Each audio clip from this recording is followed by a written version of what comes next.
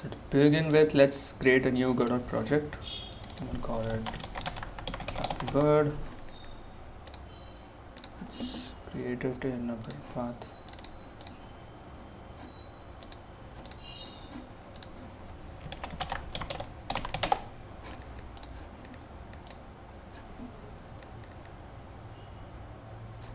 Okay, so first to begin with, let's make it very simple. I'm just going to create the bird, which is going to be a character body 2D. And right now this doesn't have a shape, and that's what Godot is complaining about. So let's go ahead and fix that. I'm going to add a shape, which is a sprite 2D. Right now the texture is empty. I'm going to be adding a simple texture to it. I'm using this online app called Piskel, which is used to create quick pixel art. The bird in this case is just going to be a 32 cross 32 sized square. And also for the palette, I found a kind of simple palette on low spec, which I'm going to be using. Let's take a light color for the bird, apply it to this. Now I'm just going to export this as a simple PNG into the Godot project. Let's go ahead, navigate to that. Flappy Bird, I would actually like to create a new folder called assets, and let's call this bird. Now if you go to Godot, you'll see that the asset is already added here. I'm just going to drag and drop this, and you can see that a sprite has been created, but the sprite still doesn't have any kind of collider, so this can not yet collide with any other objects. We can fix that by using the sprite 2D tab over here. Once you click on that, it will automatically allow setting to create this new collision polygon 2D sibling. So on clicking this, it automatically creates it according to the shape that was assigned, which is very handy. Let's just call this bird. Now we have a sprite and a collision, but the bird really doesn't do anything until you add it to a world scene. So let's actually create a world scene, which is just going to be a 2D scene. Maybe we can call it game actually. And let's add the bird to it. So right now I'm going to move it to somewhere over here. So the faint blue line that you see over here is actually the bounding box for the screen that we would be seeing. So actually let's go ahead and save the game scene, run it, and you can see we have our bird sprite over here, but nothing really happens because we have not coded in any other logic. So let's actually make the bird first fall. So I'm going to add a script to the bird. Let's just call it bird, and inside our process function, which runs every frame, I'm going to be updating the velocity of the bird. And since this is gravity, I wanted to accelerate, so I'm just going to use plus equal to. We want it to go downwards, and let me declare a variable called gravity. Let's set 9.8 as the gravity. And let's actually see how this looks. Nothing happens right now because this is a character body 2D, and for the velocity to actually make an impact, you need to call the move and slide function every frame. And you can see the bird now drops. We also would want the ability to make the bird jump. So first let's create an input map for that. So I'm going to add a new action called jump, and then attach the spacebar as the input for that. Now if I want to use this, I can do input.isActionJustPressed and select the action, and you can see that Godot automatically figures out all the available actions, and you can see that's a jump action. And at this point I just want to set the velocity to a constant jump velocity, which is upwards, and also I'll add a variable for the jump force. let's make it, I don't know, maybe 300.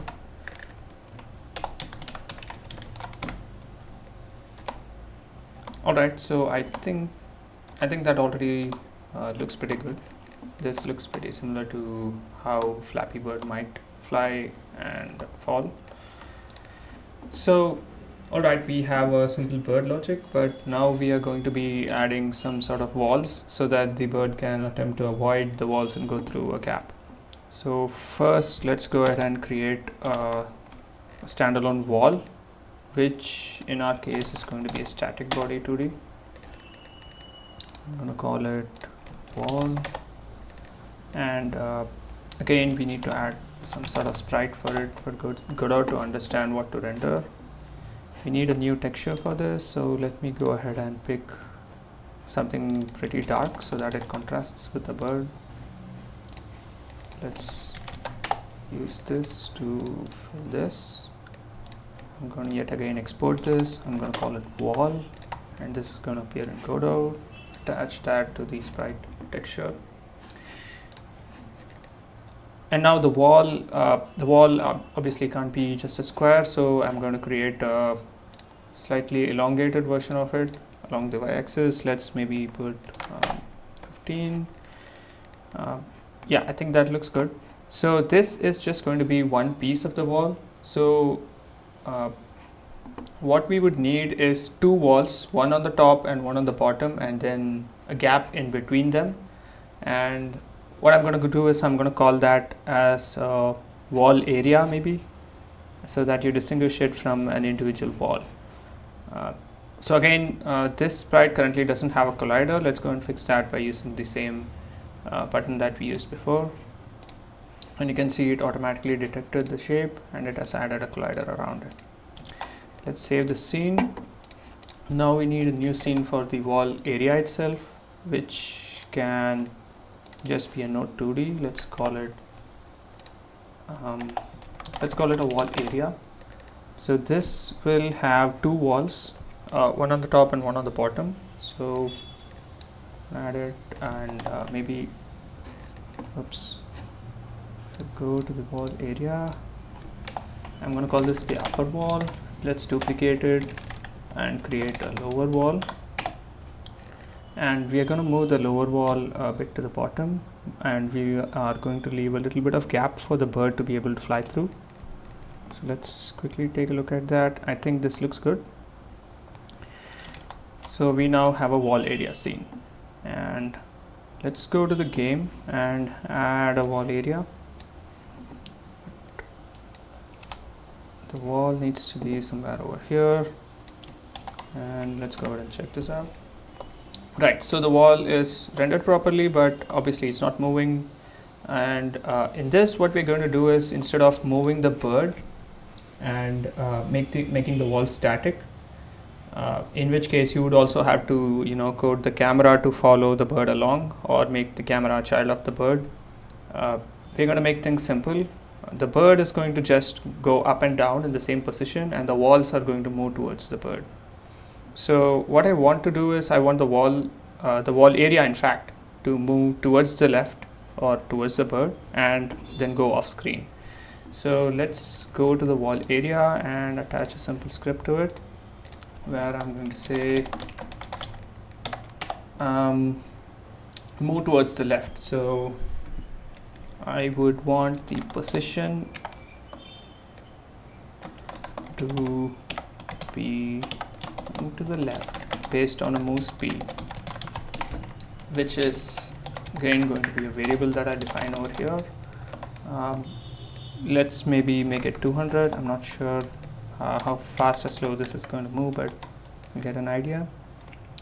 And let's run this, and you can see, okay, the wall does move towards the bird and goes off screen. So it's going to continue eternally moving, but what we would actually want is, once the wall moves outside of the screen, we no longer need it. So we are going to just delete that node. So let's see what happens if we move it just about here outside of the visible area. You can see its position is -82 on the x-axis, Yeah, so maybe just to be sure, once it's less than -100, I can just remove the wall area. So let's go to script, and I'm going to check if the positions x component is lesser than 100. Let's call the queue free function, which will queue the node up for deletion. And that should be good enough. But right now, again, we just have a single wall area. Now what I would like is some kind of spawner which spawns multiple walls on the fly and which keep continuously moving towards the player. So I'll add a simple node for that, because this is just going to contain some logic. The wall area spawner is just going to spawn multiple walls, wall areas in fact. So let's call this wall area spawner and attach a script to it. So what's going to happen in this script is we are going to instantiate different wall areas. So first I need a reference to a wall area scene, and in fact what we need this to do is every x seconds or so instantiate a new wall area outside of the screen towards the right, so that then it slowly starts moving towards the player. So it's always going to instantiate the wall somewhere over here, the walls. So what I would need is for the wall area to be somewhere over here, where the x position, as you can see, is around 1200, 1300. That should be a good place for this to generate. So in fact what we could do is we could convert this to a timer node, which already carries some of the aspects of using a timer. So what this does is this fires an event every 1 second at this point. We can actually leave this at 1. We don't want it to be one shot. We need it to restart, which means it's going to eternally run. And let's also set it to auto start, so that when the game is loaded, the timer automatically starts from 1. And what we'll do is, in fact, before even attempting to instantiate a wall, let's just do a print to make sure that we are able to hook into the timeout.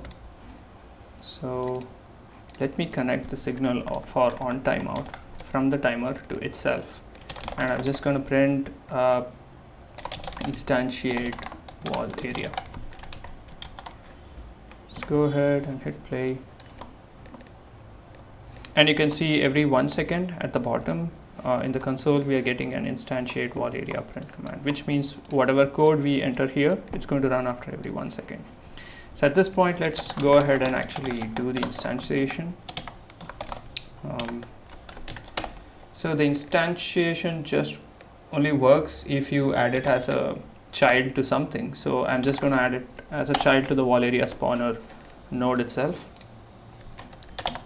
At this point the instantiation is complete, but you would want to set the position to a certain position. So let's go to the game and see the position. The x position of the wall area needs to be somewhere off screen on the right, which is where it is right now. Let's go to wall area. Yeah.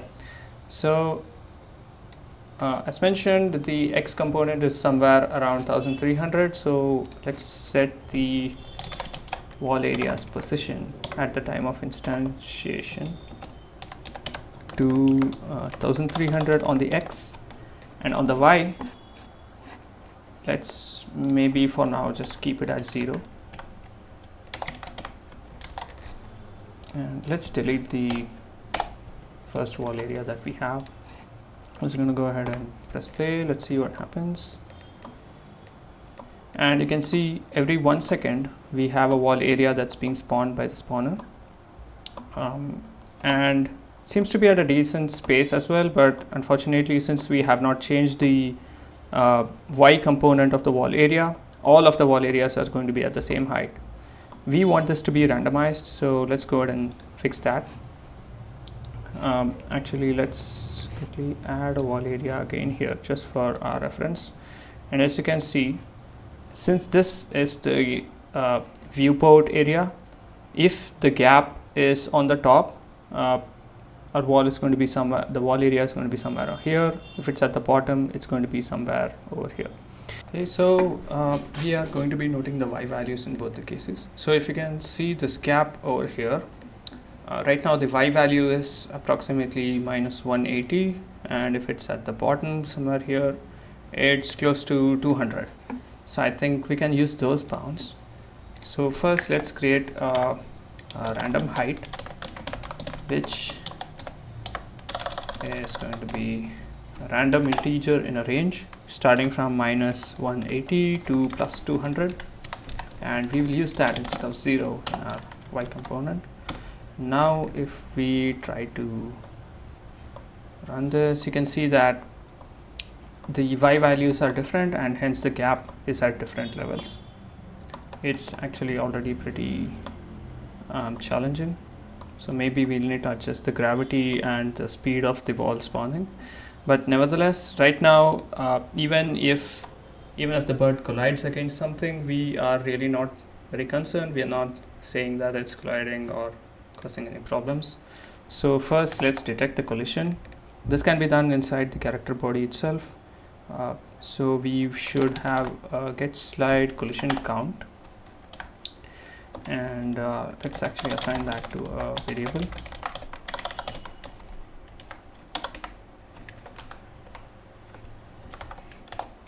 And if there was any collision, we want to ideally end the game. So the collision count is greater than 0. Right now I'm just going to print collider.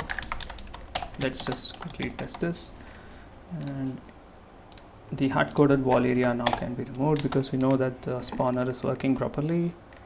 And I'm just going to go ahead and collide with this wall over here, and you can see we get a bunch of print statements saying collider. This is because it collides multiple times while it's moving and sliding. But anyway, right now what I'm going to do is I'm just going to put a signal which says collided, and I'll emit that instead of printing this over here. Right, so now we have a sort of collision detection, and what we need is for the game to pause when this happens to begin with. Right now we don't have any script running on the game itself, so I'm going to attach that, and let's create is paused, which is false to begin with. And just to test this, I'm going to actually create a button for pausing the game, which obviously we would also require before actually getting the game running. And yeah, I'm going to test the pause and unpause functionality. So let's create a function which is going to be set pause state. We'll take in the new state, which is a boolean, and is paused is going to be set to that. And here we are going to do a few things. So first, what we need to do is to pause the bird itself, or more like set the bird's state. Pause state. Then we are going to also do that for the existing walls, the wall areas more like, and also for the wall area spawner. So the bird's pause state is going to be simple. First, let's go and introduce that state in the bird itself.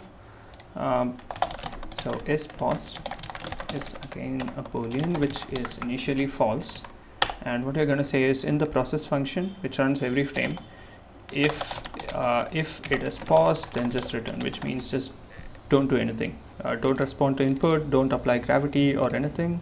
So let's go ahead and do this, but for this first we need a reference to the bird itself. We're going to pull that into the game script, and also a reference to the wall area spawner. And what I'm going to do is bird.isPaused is going to be the new state. And let's actually try this. So we can have a pause and unpause function. The pause function just sets the pause state to true, and the unpause function will set the pause state to false. And let's actually create a button for pausing and unpausing so that we can test this. Let's go to the input map, add a pause action. It's going to be mapped to maybe the escape key. So what I'm going to do is if input dot just press pause, then if the game is already, so this is going to basically work as a toggle. If the game is already paused, then we unpause it. If it's not paused, then we pause it. So let's check. If paused, then unpause. Yeah, this just pause the game. We don't need this right now. So right now only the bird is going to be paused, but the walls are still going to continue moving and the wall areas are still going to get spawning. We'll fix that, but first I want to test this. So let's go ahead and press escape, and as you can see, the bird is completely frozen. And since the other collision detection code is also not running on the bird, the collisions don't really happen. But over here you can see that the wall areas continue spawning and the walls continue moving. So the pause functionality does work. So what we need to do is set the pause state of the walls as well. So there are two things to be done. So there are walls that have already been spawned and are moving. So we'll introduce a is paused over here as well, which is initially false, and if it's paused, then we just return, which means do nothing. Let's go over here, and at this point we don't have a direct hook to the wall areas themselves because they are created dynamically when the game is run. So we don't have an actual node called wall area here. So what we'll have to do is, we know that the wall areas are spawned by the spawner and they are children of the spawner. So what we're going to do is we are going to just fetch that by getting the wall area spawner children. So all of these are going to be the wall areas, and for each wall area I'm just going to do wall area dot is paused will be the new state, and we'll do the same for the wall area spawner. But the thing is, the wall area spawner is already a timer, so it would already have a paused property, which means it should have a set paused function, which will be the new state yet again. Now let's go and run this and test the pause mechanic by pressing escape, and you can see that the entire game has been paused. No new walls are being spawned, and the current walls have stopped moving, and the bird has also stopped moving. Let's press escape again to toggle unpause, and there we have it. So the game is functioning as usual. The pause functionality is working. Now what we can do is, as a first step, as I mentioned, if there is any collision, then pause the game. So we have a signal for every time a collision happens. So what we can do is we can make the game listen to the signal, and if it sees that the bird collided at any point, then just trigger the pause. So first let's go to the bird's signals and then say that we'll attach the signal to the game script. As you can see, it autofills a listener to the signal, and at this point I'm just going to call unpause. We need to pause the game, so I'm going to call pause. Now let's go and collide with the wall just to see what happens. Yes, so this works, but the problem is our pause logic is not really tied to the actual game's state. So as you can see, if I press escape now, which toggles the pause mode, it's going to unpause, and then since the bird is colliding with a wall, it pauses it. So it goes into this kind of loop, but I can keep pressing escape to keep moving it frame by frame until I exit this collision, and I can technically continue the game. So in order to fix this, let's go ahead and say that you should unpause only if the game is not over. So first let's introduce a variable for game over, which is of course false when we begin, and if the bird collided with anything, then this game over is true. And let's make it so that you cannot unpause if the game is over. So what we do is we just make sure that the game is not over before we unpause it. So let's go ahead and try this. I'm going to go ahead and collide with one of the walls over here. And now if I press escape, you can see that there is no movement on the bird. So our pause logic is also working fine. Now for the next steps, let's create a score. We don't really have a kind of score or anything which indicates how many walls we have passed through. So we are going to set a label here in the game level, which I'm going to call as score label. Let's go to the inspector. I'm going to set a value of 0 to begin with, and let's set some anchor values. I'm just going to center everything, and inside of the label box as well, you would want it to be vertically and horizontally centered. And if I zoom in here, you can see that that's how that looks. Now let's go ahead and move this. Just turn on smart snapping. Okay, somewhere over here should be good enough. And right now let's actually go ahead and pause the game to begin with. And I want to just see how that looks. Oh, that's because, right, it's not paused, because even if you set this, I need to set this when the game begins. Only then it pauses everything. So this actually doesn't change anything. Alright, anyway, so I think this looks good enough. But as you can see, the score goes behind the walls. That's not something we want. So let's go ahead and fix that. That's an easy fix. So you either reduce the priority of the Z index of the wall, or you increase the Z index of the score label. In this case, I'm just going to go to ordering and increase the Z index. Let's make it 2 just to be sure. Now hopefully the score comes above the walls.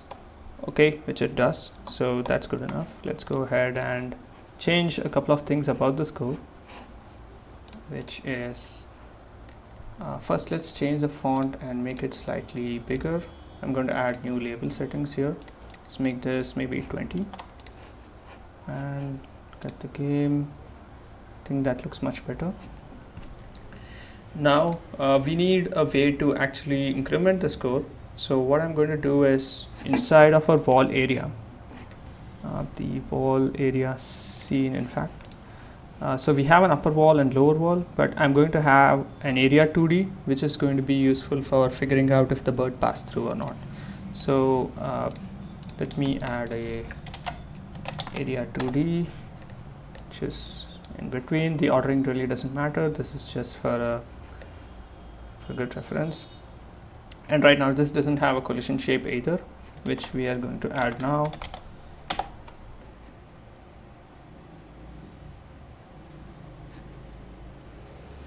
Alright, so the collision shape in this case is just going to be a rectangle. And let's move this over here. I'm going to zoom in for better visibility. Let's make this touch here. We don't really need it to be too exact, because we know that the bird is big enough to pass through this area.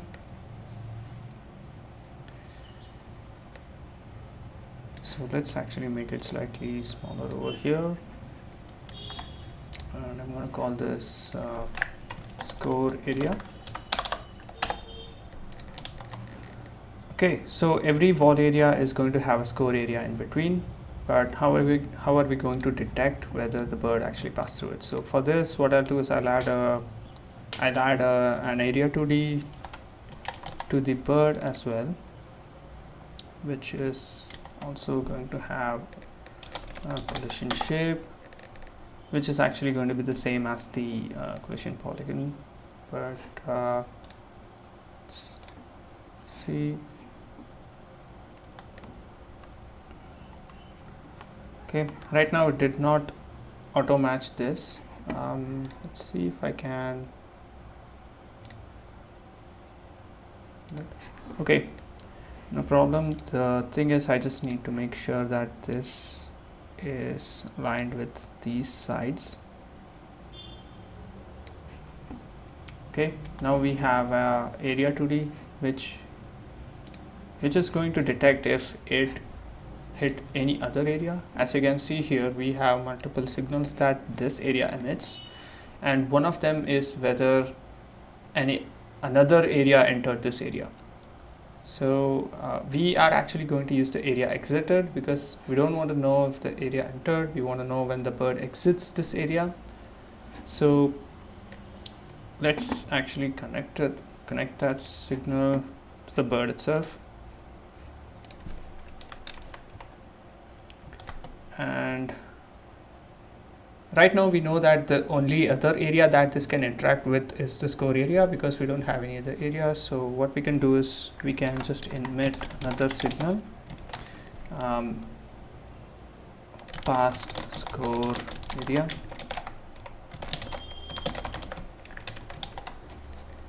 So now the bird is going to tell that it passed the score area every time it does so.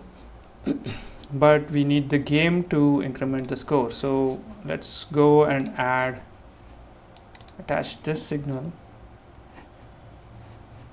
Okay, we can't connect the bird because we are in the bird scene. Let's go here and connect the on bird past score area to the game script. And now at this point, what I need to do is I need to increment the score. So let's first get a handle on the score label. Oops, went there somehow. And what I'm going to do is let's get the current score, which is going to be the score labels text, but converted to an integer because the text is a string object.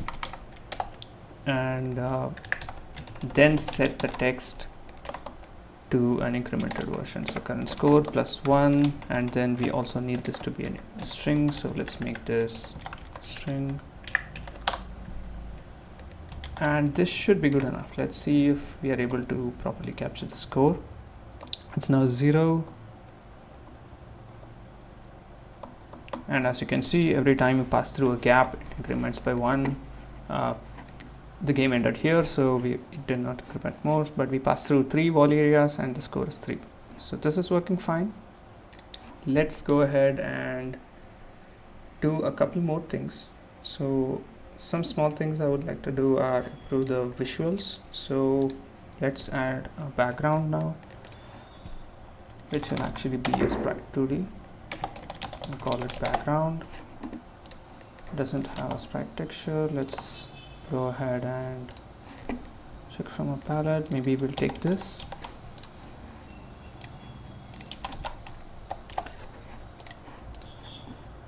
So yet again, let's just export this as a background image. It should now be available. Let's attach it here, but also here, let's expand it to cover the length of the screen. And now you can see that the bird went behind the background. We need the bird to be above the background, so let's reduce the Z index of the background to something smaller. -1 should be good enough, I think. Let's go ahead and play the game. Okay, I think that looks fine, but maybe we can do a little more. Let's add a kind of light source on the bird and make the walls cast shadows. So first, let's go ahead and add a light source. This will be a point light, and the point light actually also needs a texture. So what we're going to do is we're just going to use the default texture, which is there in the 2D lights and shadows introduction in Godot's documentation. And as you can see, they have also mentioned it here. If you don't have a pre-made texture to use, you can use the neutral point light texture. Right, so let's save this. Just gonna call it point light. So we have that now in Godot. Let's use this texture over here. And we also want this to cast shadows, so let's enable shadows over here. Let's see how this looks in fact. Okay, this looks decent, but I believe the walls won't be casting shadows yet, and that's because the walls haven't been marked with light occluders. So first let's actually increase the scale of this texture so that the light scatters over a slightly wider range. And then what we're going to do is we're going to go to the wall and we're going to attach a light occluder, create a new occluder polygon. Now we need to actually show the bounds of the polygon so that Godot knows which parts of it should obstruct the light. Right now we want the entire polygon to obstruct it, so what we're going to do is we're just going to copy the polygon over from the collision polygon and paste it into the light occluder.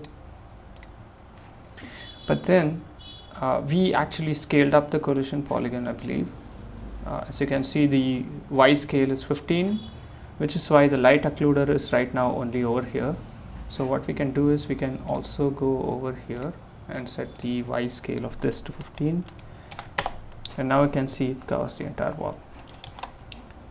And hopefully that should be enough. Let's see if the walls start casting some sort of nice shadows.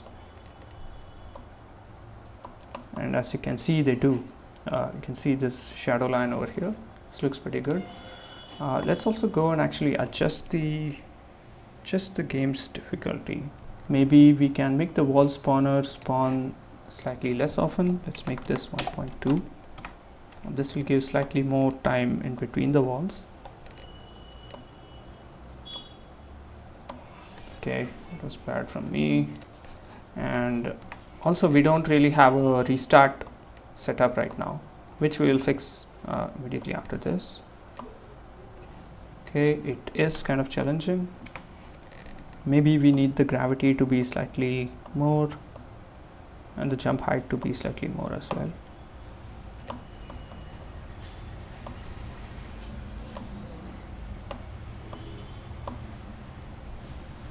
Okay, I think this is challenging enough. Maybe we can make this 1.3 just to make it slightly more easy for testing. Now what we'll need to do is we have a score. We just don't have an end game setup, and also when you pause the game, there's nothing that shows up on the screen because it's just paused. Everything is frozen and nothing shows up. We would possibly like a pause menu over here. So let's go ahead and add that. I will add a user interface node here. Let's call it pause menu. We'll add a margin container to begin with, and then we also need our we need a couple of buttons over here. Maybe there's a restart button and then there's an exit button.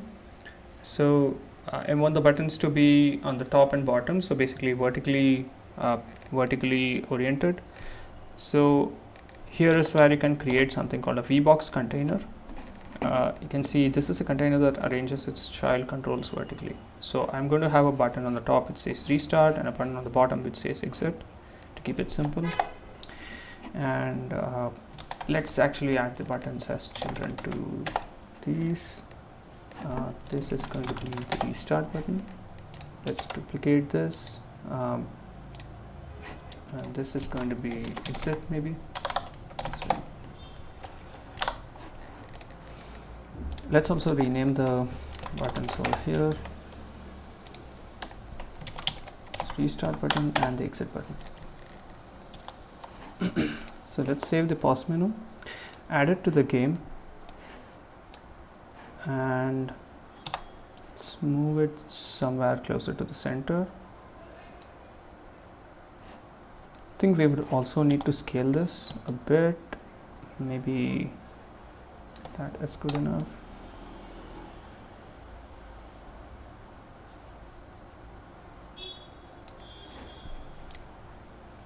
Okay, but now I believe it will always be visible even when the game is playing.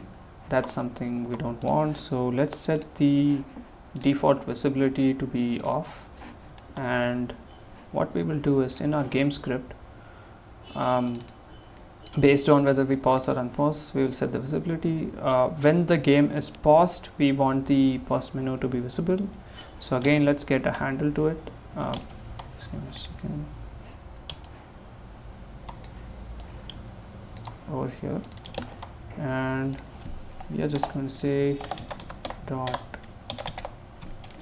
So the property is called visible, which means the function to set it would be set_visible, and this will be the new state. So if it is paused, it's going to be visible. Let's go ahead and check that. So to begin with, it's not visible, but if you press escape now, you can see that it will work. Right now, clicking on them does nothing, so let's go ahead and fix that. So we'll need a script on the pause menu itself. So let's go ahead and see what signals this will see. I think I should have connected it on the element, not here. Let's actually go ahead and discard this. Go to the game and detach script. Let's go to the scene and say attach script. And now what we're going to do is, let's look at the signals that these buttons give up. So you can see there's a signal when the button is pressed. So let's connect this to the pause menu, and also the exit buttons pressed should be connected. What we're going to do here is, if the exit button is pressed, we just want to quit the game, so that should just be get tree dot. I think there's a quit or something. Should be a function to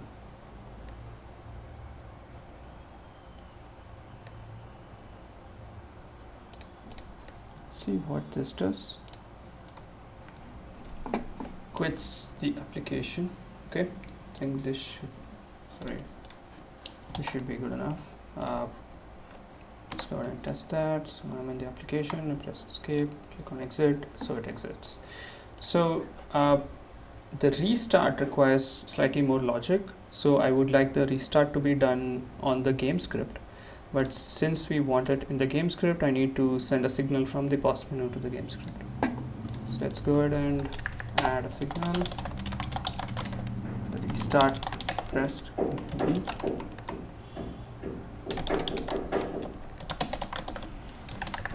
In fact, don't need pressed, I'm just going to call it restart. And let's go ahead and connect that to the game. And what I'm going to do is, if this happens, let's do a restart. We don't have this function yet. We'll set this here. So let's see what we would need to do when we restart. So to begin with, we'll have to set the bird's position back to the original position.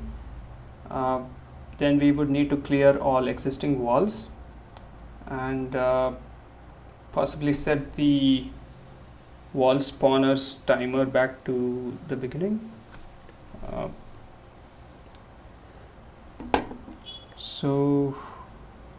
And also at that point the game is paused, but maybe we should set it back to unpaused.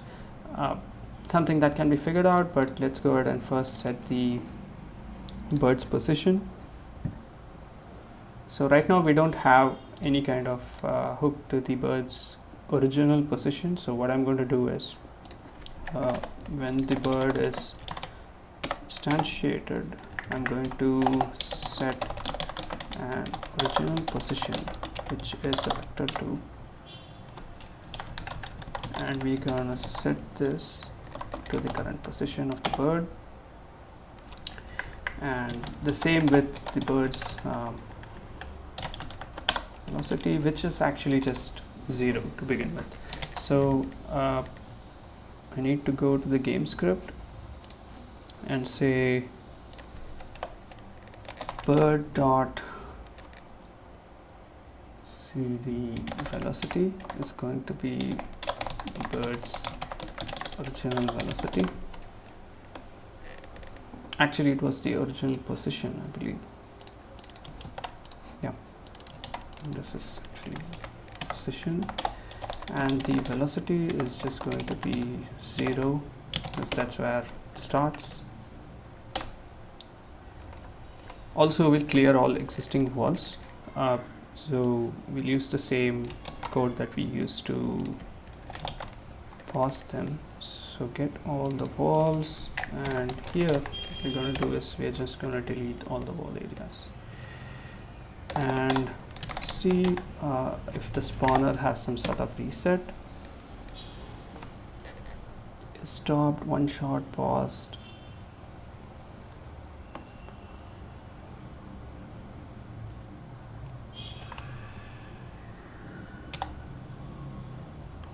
Okay, there's nothing called restart. I think just doing start should work.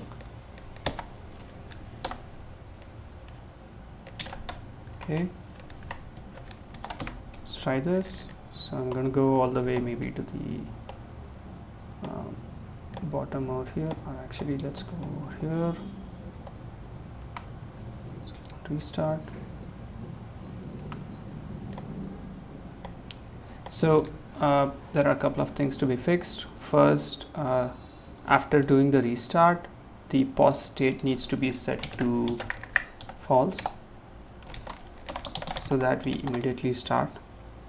And second, the score is not yet set to 0. That is something we can do. So the current score is this, and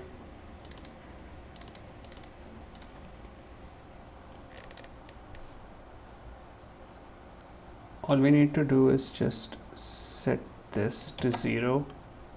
Let's go over here, set this to 0. I think this should be good enough. Let's check both of these at once. Okay, this is a tough one. Let's go here. Going to click on restart now. Okay, so just setting the paused variable is not going to change anything because I need to call this function. It's not paused. Once more, I'm going to go through a couple of walls. Let's click on restart, and you can see we do restart the game and have a way to exit. So I guess that's it. That is a good enough version of Flappy Bird. So see you guys next time.